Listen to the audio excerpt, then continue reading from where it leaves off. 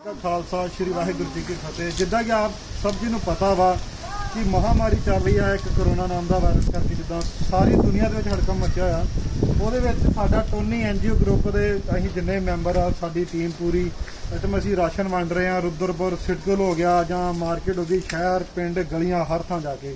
ਤਾਂ ਜਿੱਦਾਂ ਕਿ ਅੱਜ ਸਾਡੇ ਇੱਕ ਵੀਰ ਨਾਲ ਆਪਣੇ ਕੀ ਨਾਮ ਉਹਨਾਂ ਵੀਰ ਦਾ ਜੱਸੀ ਗਿੱਲ ਵੀਰ ਨੇ ਸੇਵਾ ਕੀਤੀ। ਉਹਨਾਂ ਨੇ ਘਰੋਂ ਰਾਸ਼ਨ ਬਣਾ ਕੇ ਪੈਕ ਕਰਕੇ ਉਹਦੇ ਬਾਅਦ ਸਾਨੂੰ ਫੋਨ ਕੀਤਾ ਕਿ ਸਾਡੇ ਕੋਲ ਰਾਸ਼ਨ ਲੈ ਜਾਓ, ਸਾਡੀ ਸੇਵਾ ਲੈ ਜਾਓ ਤੇ ਗਰੀਬਾਂ ਦੇ ਵਿੱਚ ਵੰਡੋ ਜਾ ਕੇ, ਜਿਨ੍ਹਾਂ ਨੂੰ ਲੋੜਵੰਦਾਂ ਨੂੰ ਸੇਵਾ ਦਿੱਤੀ ਜਾਵੇ।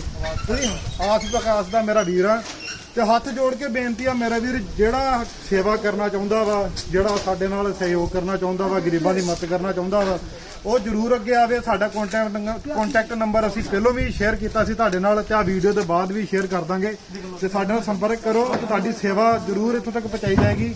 ਤੇ ਆਪਣੇ ਦਿਨੇਸ਼ਪੁਰ ਤੋਂ ਮਾਤਾ ਸਾਹਿਬ ਕੌਰ ਗੁਰਦੁਆਰਾ ਜਿਹੜੇ ਨੇ ਉਹਨਾਂ ਬਾਬਾ ਜੀ ਦਾ ਸੀ, ਉਹ ਗੁਰਦੁਆਰਾ ਜੀ ਦੇ ਜਥੇਦਾਰ ਜੀ ਦਾ ਤਹਿ ਦਿਲੋਂ ਧੰਨਵਾਦ ਕਰਦੇ ਜਿਨ੍ਹਾਂ ਨੇ ਸਾਡੇ ਨਾਲ ਇੰਨਾ ਸਹਿਯੋਗ ਕਰ ਰਹੇ ਨੇ। ਜੋ ਕਿ ਗੁਰਦੁਆਰੇ ਦੀ ਸਾਰੀ ਟੀਮ, ਸਾਡੀ NGO ਟੀਮ ਪੂਰੀ ਇਸ ਟਾਈਮ ਉਹਨਾਂ ਦੇ ਸਹਿਯੋਗ ਦੇ ਨਾਲ ਅਸੀਂ ਹਰ ਥਾਂ ਲੰਗਰ ਪਹੁੰਚਾ ਪਾ ਰਹੇ ਹਾਂ, ਹਰ ਕਿਸੇ ਨੂੰ ਲੰਗਰ ਪ੍ਰੋਵਾਈਡ ਕਰਾ ਪਾ ਰਹੇ ਹਾਂ ਜੀ। ਅਸੀਂ ਇਸ ਨਾਲ ਕਹਿੰਦੇ ਫਤਿਹ ਬੁਲਾਵਾਂਗੇ ਜੀ। ਵਾਹਿਗੁਰੂ ਜੀ ਕਾ ਖਾਲਸਾ ਸ਼੍ਰੀ ਵਾਹਿਗੁਰੂ ਜੀ ਕੀ ਫਤਿਹ। ਬਾਕੀ ਮੇਰਾ ਵੀਡੀਓ ਜ਼ਰੂਰ ਸ਼ੇਅਰ ਕਰੋ ਕਿ ਸਭ ਨੂੰ ਪਤਾ ਲੱਗੇ, ਗਰੀਬ ਦੇ ਹਰ ਦੇ ਜਿੰਨੇ ਵੀ ਜਿਹੜਾ ਭੁੱਖਾ ਦੇ ਮੂੰਹ ਦੇ ਵਿੱਚ ਦਾਣਾ ਪੜ ਸਕੇ। ਫਤਿਹ ਜੀ।